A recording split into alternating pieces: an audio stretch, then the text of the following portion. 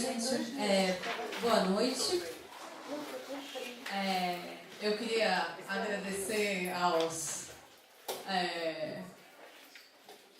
corajosos que permaneceram até o fim desse colóquio com tantas mesas que começaram tão cedo e terminaram tão tarde.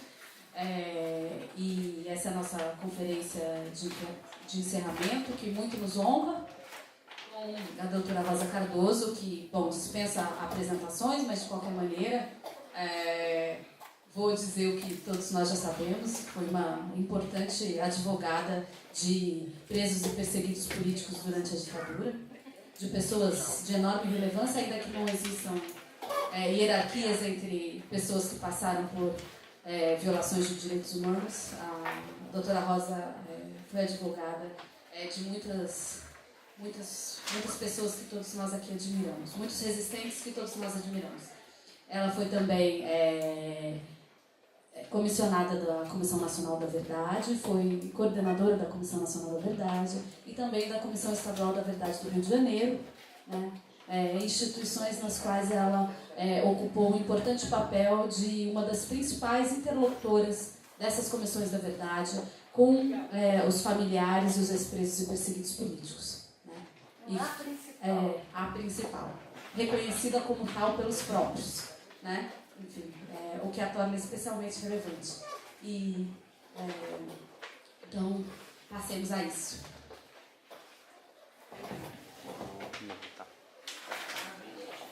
Boas-vindas, obrigada a todos vocês que permanecem aqui depois desse dia, pelo horário tem que ser exaustivo já, né?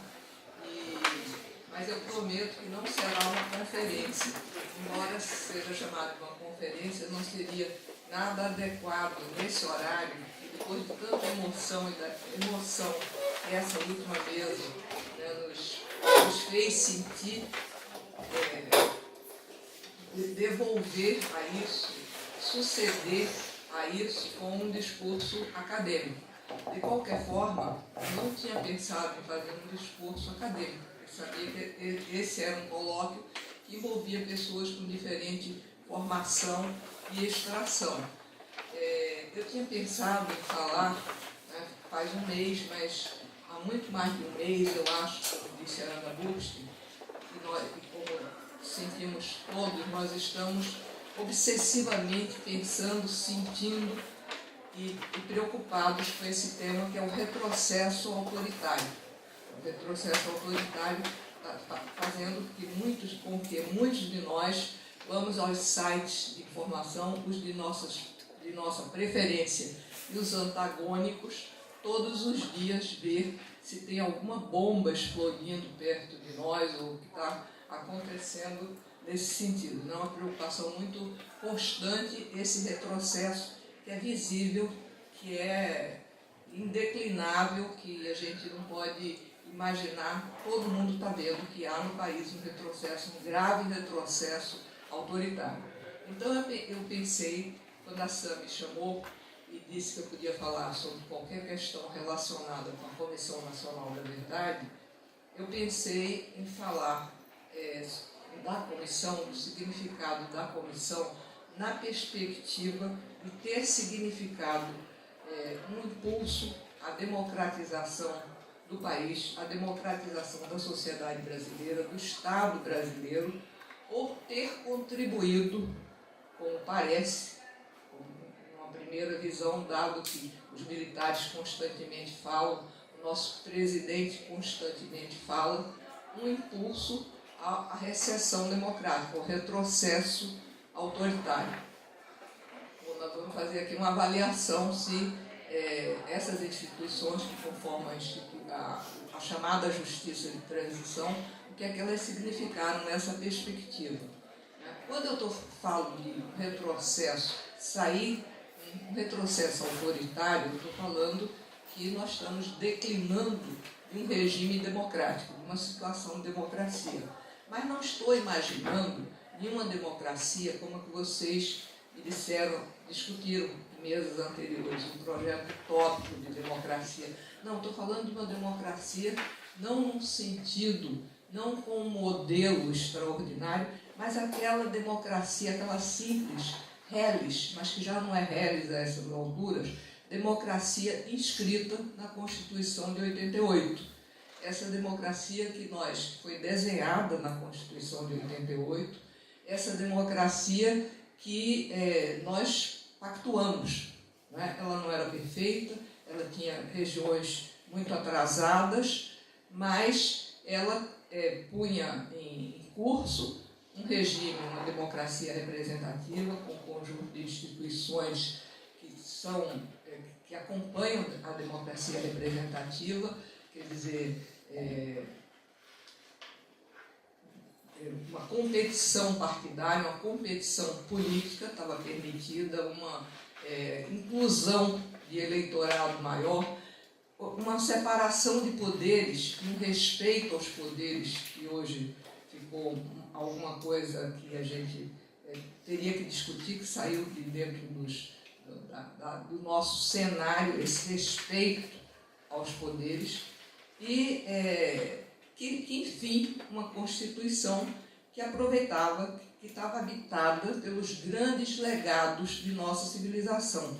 Algumas ideias, algumas iniciativas de democracia participativa, de democracia deliberativa, porque estão aí os conselhos que essa Constituição permitia, as comissões que essa comissão permitia, os grupos de trabalho, em número de 700, mais ou menos, e que um decreto de Bolsonaro vem reduzir para 70, alguma coisa assim, para 50, né? Então, nós tínhamos dentro da nossa Constituição a previsão de iniciativas participativas, a permissão para iniciativas participativas. Nós tínhamos legado a permissão de ideias, de direitos, de ideias liberais, de direitos indeclináveis que todos nós tínhamos e que tínhamos que admitir minorias que reivindicassem esses direitos, mesmo quando grupos com formatos majoritários não tivessem aquelas posições. Uma democracia identitária estava permitida. Nós tínhamos direitos trabalhistas e sociais que estavam previstos na Constituição e que hoje, com a PEC como é que se chama? A PEC do juízo final, alguma coisa assim. É uma expressão desse tipo que eu não vou lembrar o número da PEC, mas que está inviabilizado, né? Nós tínhamos, então, em função de tudo isso, uma Constituição que permitia aquela questão que é fundamental numa democracia. Não é que esse seja o meu modelo, não é a democracia dos meus sonhos, não. Mas é o seguinte, quando hoje está se discutindo, por exemplo, a CLT, né? E aí vem perguntas de como seria a legislação trabalhista dos nossos sonhos, as pessoas do ramo que entendem disso dizem: vamos deixar essa discussão do lado, a crítica à CLT do lado. Vamos ver o que é que nós perdemos hoje, o que é que nós precisamos hoje para sobreviver. Então, o que eu estou dizendo é que esse modelo de democracia, que não era uma maravilha que nós tínhamos, ele está sendo dilapidado, ele está sendo desmontado, né? E esse modelo de democracia nos permitia também essa questão que é fundamental numa democracia, que é a criação, a construção, a invenção de direitos, que são direitos fundamentais, que são direitos humanos também. A nossa Constituição tem lá um artigo 5º, parágrafo 2º, que diz que direitos equivalentes àqueles fundamentais, articulados àqueles fundamentais, podiam ser criados e têm que ser respeitados. E entre esses direitos se projetam o direito à memória, à verdade e à justiça. Esses direitos são direitos humanos, são direitos que esse governo, aliás, dois núcleos fundamentais desse governo, que hoje tem a prevalência dentro dele, e vamos falar disso daqui a pouco, né, que são militares de um tipo e militares de outro, sendo que o presidente é uma referência como militar de outro tipo, de outra facção, mas de outra facção, sim, porque a gente, quando falava dos militares durante os governos militares, né, eles pertenciam a facções, tinha a linha dura, tinha a linha tal, tinha a linha dos porões, né? E nós temos hoje isso se reproduzindo dentro do nosso governo, não que seja igual, mas nós temos essa reprodução de linhas divergentes dentro do governo. Mas não me peçam, não me tragam nada de impeachment para assinar impeachment que vai permitir que o Moro tome conta, porque também acho uma coisa extremamente complicada e perigosa, né? Bom, mas falando de direitos humanos, né, não podemos deixar esses direitos que não querem reconhecer, que eles perfizeram duas ondas civilizatórias muito importantes para a história da humanidade. A primeira, aquela do século XVIII, não vou me estender sobre isso, mas que está cristalizada, está concretizada em declarações, na Declaração da Independência dos Estados Unidos, na Revolução Francesa, mas que é muito mais do que isso. É uma onda de sensibilidade, é uma sensibilidade diferente que é criada naquele momento, e é assim que os direitos são criados, né? Uma sensibilidade onde a gente pode destacar a questão, inclusive, da leitura que se amplia naquele momento, de romances que são divulgados, de romances, inclusive, epistolares que são divulgados, e que fazem com que surja uma empatia entre uma pessoa e outra, ela compreendendo que pessoas diferentes podem ter sentimentos humanos iguais. Isso, e a crítica à tortura também, naquele momento, à crueldade, o Voltaire, o Beccaria dos delitos e das penas, isso tudo e mais outras questões, né, ligadas à forma descoberta do corpo como um espaço de autonomia, tudo isso leva àquela sensibilidade que gera essa primeira onda de direitos humanos. Mas eu quero falar sobre a segunda onda de direitos humanos, que é a que gera essa justiça de transição em que nós estamos inseridos e em que a Comissão da Verdade está inserida enquanto instituição importante no âmbito da justiça de transição. Essa segunda onda civilizatória, ela vai surgir depois da Segunda Guerra Mundial, né, depois de experiências muito traumáticas, como as que Ana falou aqui, e que, apesar de ter uma extensão muito maior, o fascismo e o nazismo, do que os símbolos que são apresentados nesse período, né, mas que são muito resumidos pela experiência do Holocausto e por essa prisão que é Auschwitz. Embora nós tenhamos prisões semelhantes aqui nas nossas ditaduras, casas de horror que não podemos medir. Não estivemos lá nesse momento para saber, temos relatos, né? Mas eu fui visitar, por exemplo, a Vila Grimaldi, no Chile, achei que não podia ter nada mais cruel do que colocarem pessoas em caixas, com um tamanho menor, muitas vezes, do que o tamanho das pessoas, elas terem que ficar enroscadas, elas terem que serem torturadas em cama de ferro. Lá é um museu também, né? Lá é um museu que tem as câmaras, as caixas em que as pessoas eram postas e fechadas lá. É de uma crueldade imensa, né? A ESMA, lá na Argentina, a Casa da Morte, aqui no Brasil, são também locais de tortura e de extermínio de uma crueldade muito grande.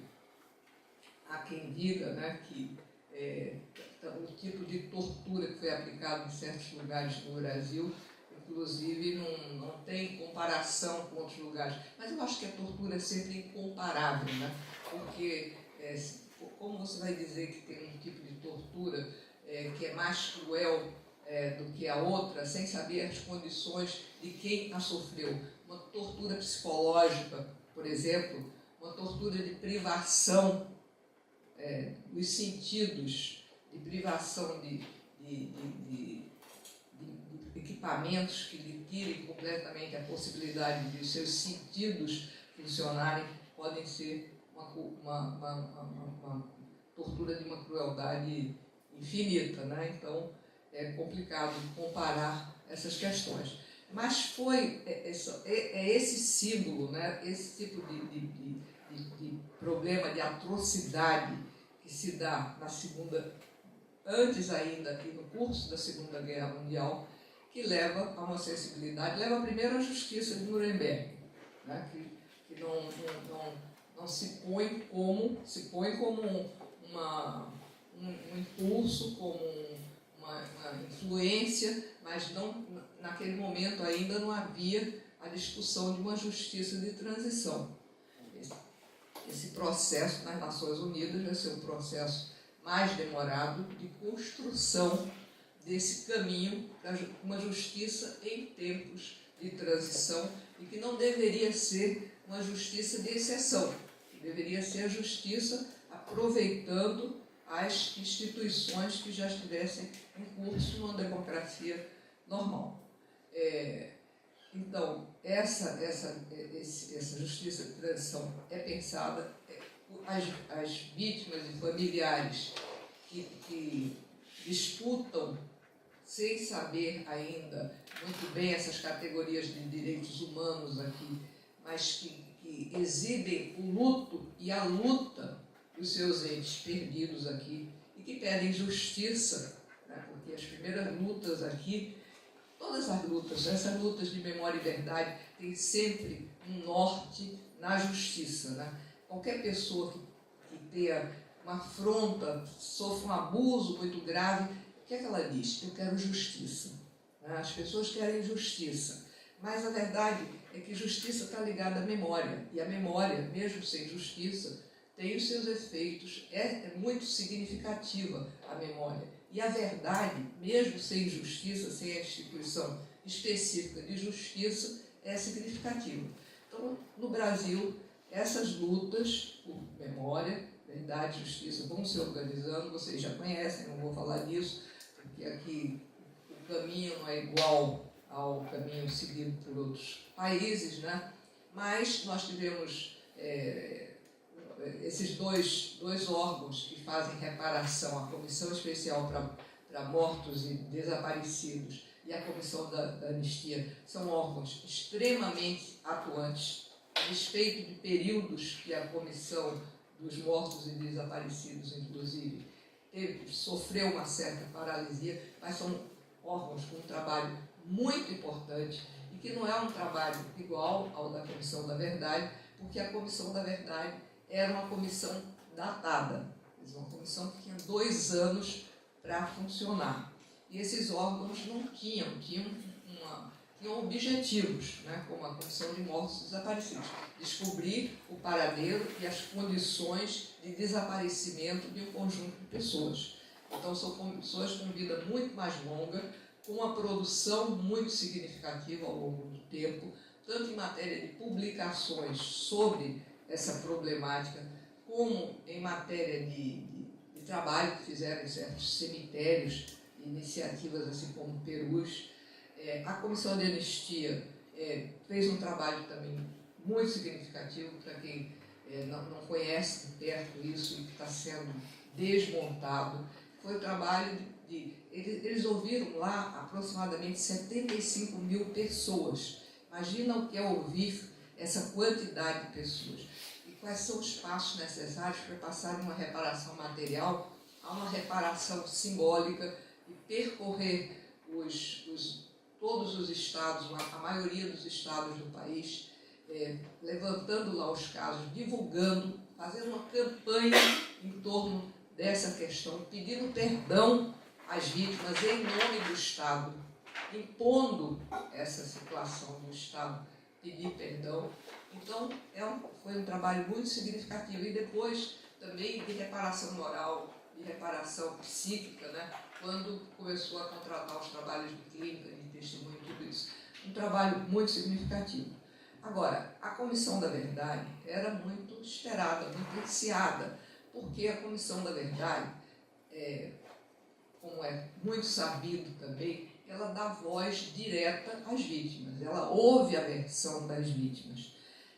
Nós não ouvimos tantas vítimas, mas nós lutamos, eu particularmente lutei para ter a presença das vítimas a participação das vítimas como condutora dos nossos trabalhos, que não poderia ser feito só com as vítimas, porque para dar voz às vítimas com efetividade, era importante que nós nos assessorássemos, não só de um conjunto de técnicos que soubessem movimentar certas questões, mas nós tínhamos que ter advogados, nós tínhamos que ter pessoas da Advocacia da União, porque nós tínhamos que notificar os perpetradores. Não se tratava somente da voz das vítimas, mas de tornar a voz das vítimas acreditada, comprovada, evidenciada. Então, nós tínhamos que produzir também evidências e registrar isso. Então,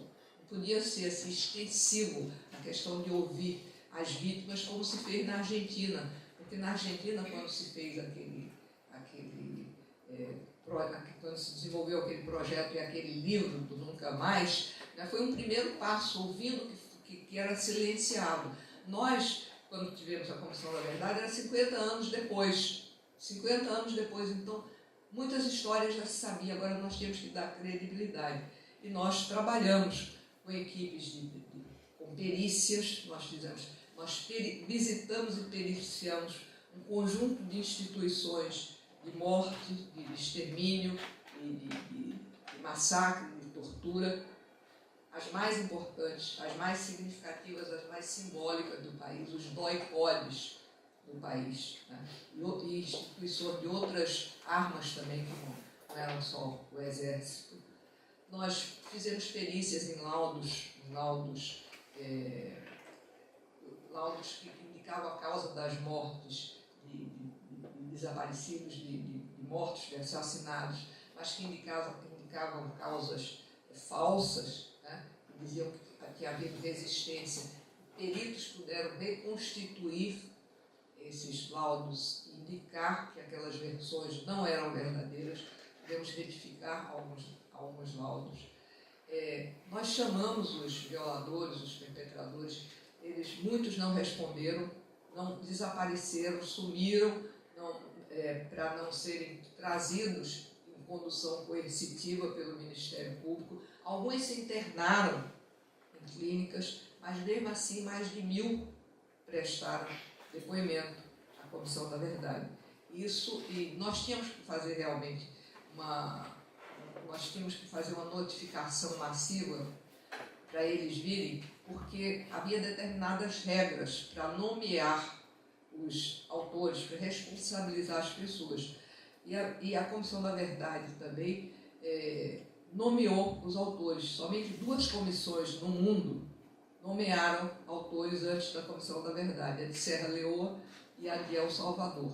Não era costume, não é prática das comissões assumirem esse confronto tão direto com os violadores geralmente ainda convivendo com as pessoas, com as situações em que se faz as comissões da verdade.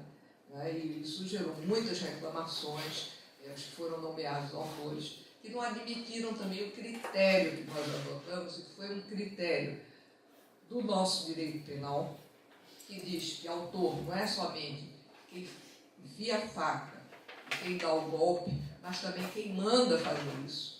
Quem, tendo a responsabilidade de comandar, não toma a iniciativa de impedir, né? Isso é um critério do direito penal também, dessa coautoria nessas situações, mas também a Corte Interamericana de Direitos mandou, na sentença do Araguaia, que esses mandantes fossem nomeados como autores. Então, a Comissão da Verdade, ela foi muito contemporânea, essa Comissão da Verdade. Eu falo muito tranquilamente sobre isso, porque eu fui muito crítica o tempo todo, eu fui lá dentro o tempo todo. Tem que ser mais, tem que ser melhor, tem que ser dessa forma. Temos que cumprir todos esses requisitos. Nós temos uma lei que é uma lei articulada com o direito internacional dos direitos humanos. Então, nós não temos que nos guiar por critérios locais, nós temos que nos guiar por esses critérios do direito internacional. Né?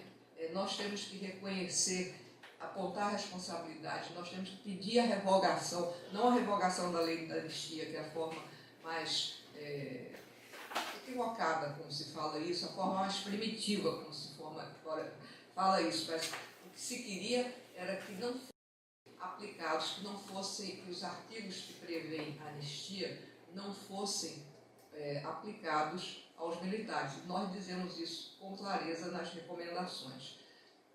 Mas essa não era uma opinião comum quando nós assumimos. Não era uma opinião comum também trazer aquele conjunto de vítimas, permitir o conjunto de vítimas o tempo todo. Isso aconteceu por um amadurecimento do conjunto, né? Um amadurecimento do conjunto, a tal ponto que em determinado momento a própria comissão também estava mais avançada, talvez, do que eu imaginasse, no sentido até que as coisas apareciam feitas ou encaminhadas antes que eu localizasse aquela questão. Mas, enfim, o que eu estou dizendo é que eu acho que o resultado alcançado pela Comissão da Verdade foi muito bem sucedido. A Comissão da Verdade teve uma função democratizadora, sim, como os outros órgãos da Justiça de Transição. Isso significa, no entanto, que não houve, essas instituições não impulsionaram um movimento para trás, né? Um retrocesso autoritário. O fato dessa comissão, dessas comissões, né, que houve a de mortos e desaparecidos, houve a comissão da anistia, essas comissões terem tido uma atividade democratizante. Não vou retomar aqui o conjunto de direitos que elas asseguraram, que elas impulsionaram, que elas fizeram que as pessoas exercitassem. Mas isso impediu que houvesse um retrocesso, ou levou ao próprio retrocesso. Aí, a minha opinião é a seguinte: eu acho que atores fundamentais para nós compreendermos essa questão são os militares brasileiros, depois de 64. Porque até 64 você tinha militares getulistas, você tinha militares visoristas, você tinha militares nacionalistas. Esse é um passado que não se reproduziu dentro das Forças Armadas. Militares também da base, praças, cabos, soldados. Esses não vamos encontrar depois de 64. Depois de 64, a política ficou na mão dos generais. E hoje ela está na mão dos generais, como vem sendo vivida há algum tempo dentro das Forças Armadas. São os generais que decidem, e determinados generais. E esses generais, como é que eles são? É para nós entendermos um pedaço desse governo. Claro que a gente não vai entender o Guedes falando aqui, a gente não vai entender o Olavo nessas nossas considerações, mas eu acho que eles já não são também tão importantes para a nossa avaliação.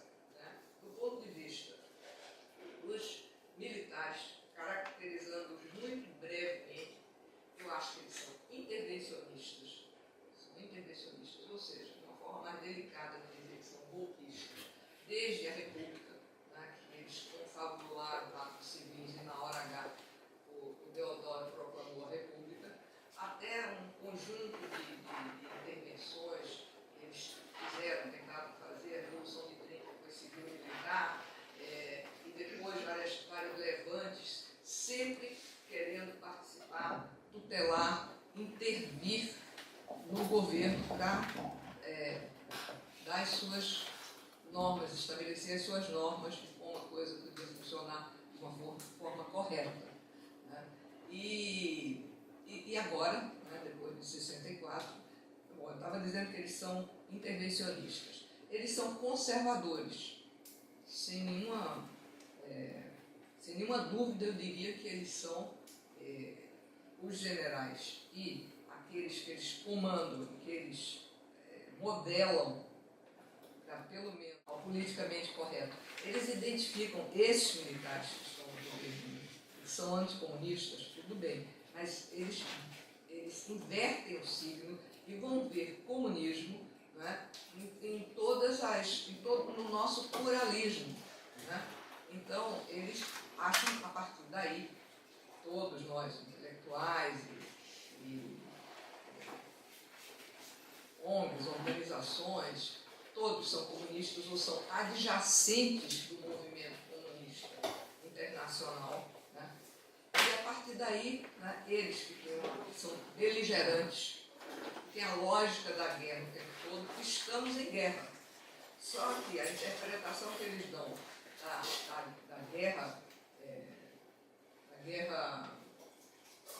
da guerra híbrida, né, que está hoje na moda, né? Mas isso tudo que eu falei não é uma coisa também assim, uma coisa assim que eu esteja percebendo, acho que eu não tenho certeza. Tem manuais de ensino deles, e o principal guru teórico deles é o general Augusto Avelar Coutinho, que escreveu sobre a Revolução Gramsciana no Ocidente. E esse general, copiando modelos já em curso nos Estados Unidos, não sei o quê, publica esse livro aqui, e depois Cadernos da Liberdade, que se sucederam. Isso entrou nas academias daqui, isso se fez lugar comum. O general Vilas Boas, em vários pronunciamentos, ele repetiu esse Coutinho, né, que tinha esses livros e tudo isso. Então eles acreditam nisso, mas eles acreditam também na guerra, nessa guerra híbrida, dão a interpretação deles, que não é a interpretação do Bolsonaro. Né? O Bolsonaro tem uma outra interpretação do que seja guerra híbrida e está exercitando a sua interpretação. Estamos vendo aí, e temos visto também no discurso dele. Concluindo, eu quero dizer que eu acho que nós vivemos uma situação muito difícil e vejo com muito pessimismo, porque eu vejo um governo onde tem papel preponderante, proeminente, que vai na frente dos outros. De um lado, né, militares que não são democráticos, que não aceitam a classe política, que não aceitam o Congresso, que não acham que o judiciário mesmo tem que ser renovado por métodos democráticos e não fechado para depois se colocar lá os juízes da confiança dos governantes. Né? Então, esses militares não aceitam esses poderes, têm mostrado isso que não aceitam, em discursos, em falas, de que vão fazer aproximações sucessivas e se não aproximarem adequadamente, se na aproximação não houver uma avaliação positiva, então vamos ao golpe. Né? E esses militares, eles não são democratas. De outro lado, nós temos o Bolsonaro, que aí é ligado a uma facção muito mais complicada das Forças Armadas, que é a facção dos grupos que faziam a repressão dos grupos que nós chamamos dos grupos do porão. Né? Eu simbolizo, eu aproximo, para dar uma imagem, os militares hoje, nas suas posições, evocam um pouco a posição do Ustra. Ustra era aquele militar, né? Aquele militar que contava o que aconteceu no Brasil, negava, houve uma ditadura, eles se instalaram a pedido da população para assegurar essa democracia que nós temos hoje. Se eles não tivessem feito a intervenção, nós não teríamos feito essa democracia, entre parênteses, aqueles que querem destruir. Né? Então, o Ustra pensa isso, esconde a tortura, nega a tortura completamente, nunca houve tortura, as Forças Armadas brasileiras jamais torturariam, e nós temos todas essas posições às quais nós nos referimos. Do outro lado, eu vejo Bolsonaro como a figura do Paulo Malhães, sabe? Que é outra versão, que é a versão dos porões. Fizemos sim, cometemos sim, violência não, porque o Exército não mata, o Exército atua, e se uma morte ocorre, não há nenhuma culpa nisso, nenhuma responsabilidade nisso. Mas fizemos sim, porque o Exército ele tem que esmagar esses vermes que são os opositores. Ele bate no peito, como general Bossorese, lá da França, né, que diz que foi praticada muita tortura na Argélia, sim, mas que a França tinha que fazer aquilo mesmo naquelas condições. Então, eu acho que nós estamos aí com essas duas versões e temos que pensar muito, né, como nós vamos reagir a essa situação que nós estamos. Mas, terminando, porque eu tenho que terminar, ficou muito longo, terminou ficando muito longo, né, a pergunta é a seguinte: e se não tivesse justiça de transição, e se não tivesse essas iniciativas democráticas, nós teríamos evitado esse retrocesso? Eu creio que não, porque o retrocesso está articulado com o próprio avanço de uma sociedade democrática que não está muito fora dos padrões que nós conhecemos na nossa civilização. Teria que não ter um quadro partidário competitivo, teria que não ter PT, teria que ter uma democracia relativa, digamos. Para não ter retrocesso, nós teríamos que não ter andado, né? Então, teríamos que não ter caminhado uma marcha democrática e civilizatória, mesmo que uma marcha muito moderada, muito moderada. Então, eu creio que, apesar de essas políticas todas haverem exasperado muito, tanto que eles falam, na intervenção que houve aqui no Rio de Janeiro, eles pediram a promessa, né, nos prometam que não haverá comissão da verdade, que tem uma autoanistia para a gente desde logo, né, e conseguiram, muitos conseguiram alcançar muitos desses objetivos, passando para a justiça militar o julgamento dos civis e o julgamento também dos militares. Eles têm duas leis, tudo fica julgado pela justiça militar, que é a justiça mãe, uma mãe que não vê os problemas de seus filhos e mais ou menos com esse entendimento que eles levam para a justiça militar. Mas então, eu creio que é um momento de que nós temos que refletir muito a respeito do que nós apoiamos e lutamos nesse momento. Isso não significa que vamos paralisar por causa disso. Isso não significa que em dado momento também nós não consideremos que tem que fazer o menos pior, né? Mas nós temos que ter uma visão crítica nesse momento, que não é o caso de chamar os militares, chamar a Janaína, né, e dizer: puxa, você está se opondo aí a esse governo, vamos trabalhar juntos. Não é? A questão é muito mais complicada. É isso que eu, mais ou menos, numa análise de conjuntura muito simples, estava querendo falar com vocês, porque eu não paro de ver os sites.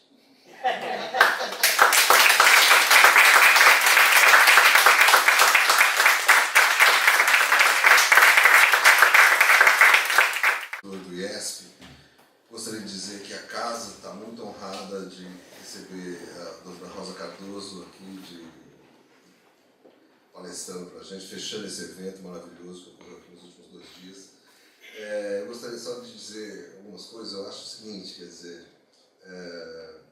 a gente passou por esse momento, agora esse momento eleitoral.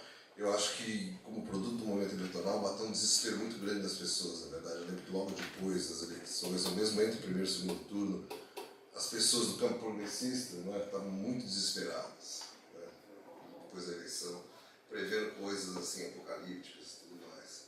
E eu acho que, assim, com o tempo passando, a gente está vendo que parece que as coisas não vão ser tão ruins quanto elas se proclamavam, porque realmente os chamados, né, durante a campanha eleitoral eram para pior que ditadura, talvez, volta da tortura, todas as coisas que a gente sofreu durante a ditadura militar, inclusive votos militares de uma maneira bastante repressiva. Eu acho que isso não ocorreu em grande parte porque a sociedade brasileira não é mais a sociedade de 64. Nem os militares são os mesmos militares, e o mundo não é também o mesmo mundo. Mas eu acho que, em grande medida, assim, a sociedade brasileira não é mais o que era antigamente devido ao trabalho das pessoas, das comissões da verdade, ou do Memória Reveladas, ou seja, todas essas pessoas que se engajaram em produzir um conhecimento, em revelar coisas que estavam escondidas, que fizeram com que a sociedade, entendeu, se transformasse. E mesmo que isso não produziu, esse número de pessoas não produziu uma vitória eleitoral nesse contexto, a sociedade ainda tem um número imenso de pessoas que não vão aceitar as coisas que ocorreram no passado razoavelmente recente na sociedade. Então, eu acho que a contribuição de todas as pessoas que trabalham e trabalharam nisso é fundamental, né? Eu estou muito contente que a casa que eu dirijo recebeu um evento tão importante para comemorar o Memórias Reveladas. Eu gostaria de dizer que a gente está de portas abertas para esse tipo de evento a qualquer momento. Obrigado.